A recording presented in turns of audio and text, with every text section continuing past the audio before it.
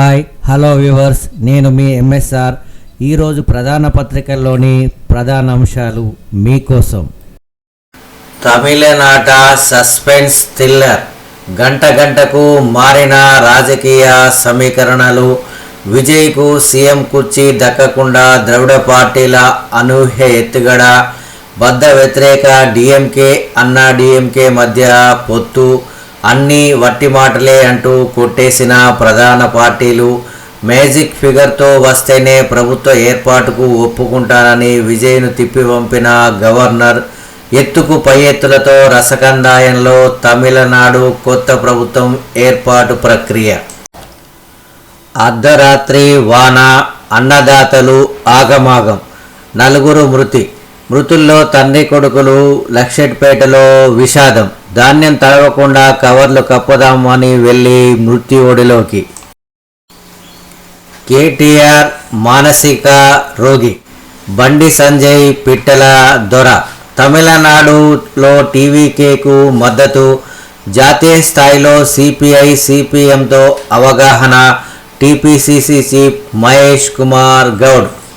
Drugs లేదా మరే కారణమో తెలియదు కానీ కేటీఆర్ ఒక మానసిక రోగిగా మారి సీఎం రేవంత్ రెడ్డితో పాటు ప్రభుత్వంపై విమర్శలు గుప్పిస్తున్నారని, ఆయనకు ప్రభుత్వ ఖర్చులతో చికిత్స చేయించేందుకు సిద్ధంగా ఉన్నామని టీపీసీసీ అధ్యక్షుడు మహేష్ కుమార్ గౌడ్ అన్నారు. కేంద్ర మంత్రి బండి సంజయ్ పిట్టల దొరగా మారని మండిపడ్డారు. తమిళనాడులో కొన్ని షరతులతో తమిళగా వెట్రి గజం టీవీకేకు పార్టీకి మద్దతు ఇస్తున్నట్టు వెల్లడించారు. జాతీయ స్థాయిలో ఇండియా కూటమిలో సిపిఐ సిపిఎం ఉన్నాయని, ఆ పార్టీలతో జాతీయ స్థాయిలో అవగాహన కొనసాగుతుందని స్పష్టం చేశారు. రేషన్ షాపుల్లో తక్కువ ధరకు జొన్న, మొక్కజొన్న. పేదలకు పౌష్టికాహారం. మధ్యవర్తుల దందాకు చెక్ పెట్టేలా కార్యాచరణ. డిప్యూటీ సీఎం బట్టి విక్రమార్క వెల్లడి. రాష్ట్రంలోని అన్నదాతలకు ప్రభుత్వం మరోసారి భరోసానిస్తూ మొక్కజొన్న, జొన్న పంటలకు మద్దతు ధర కల్పించి కొనుగోలు చేసేందుకు చర్యలు కొనసాగుతున్నాయని డిప్యూటీ సీఎం బట్టి విక్రమార్క తెలిపారు.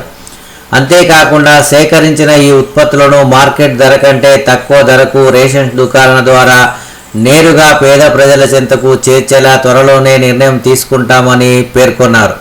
రైతుల నుంచి కొనుగోలు చేసిన ఈ పంటను బహిరంగ మార్కెట్లో వేలం వేసి మధ్యవర్తులకు లాభం చేకూర్చకుండా ఆహార పౌర సరఫరాల శాఖ ఆధీనంలో రేషన్ షాపుల ద్వారా పంపిణీ చేయాలని ప్రభుత్వం ఆలోచన చేస్తోందని వెల్లడించారు.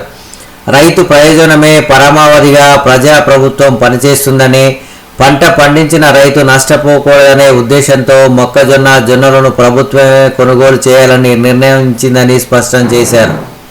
ఇటీవల జరిగిన కేబినెట్ సబ్ కమిటీ సమావేశంలో రైతు ప్రయోజనాలను దృష్టిలో ఉంచుకొని ఈ కీలక నిర్ణయం తీసుకున్నామన్నారు. మార్కెట్ ధర కంటే తక్కువ ధరకే ప్రజలకు ఈ పౌష్టికాహారాన్ని అందించాలని అధికారులకు దిశానిర్దేశం చేసినట్లు బట్టి విక్రమార్క చెప్పారు.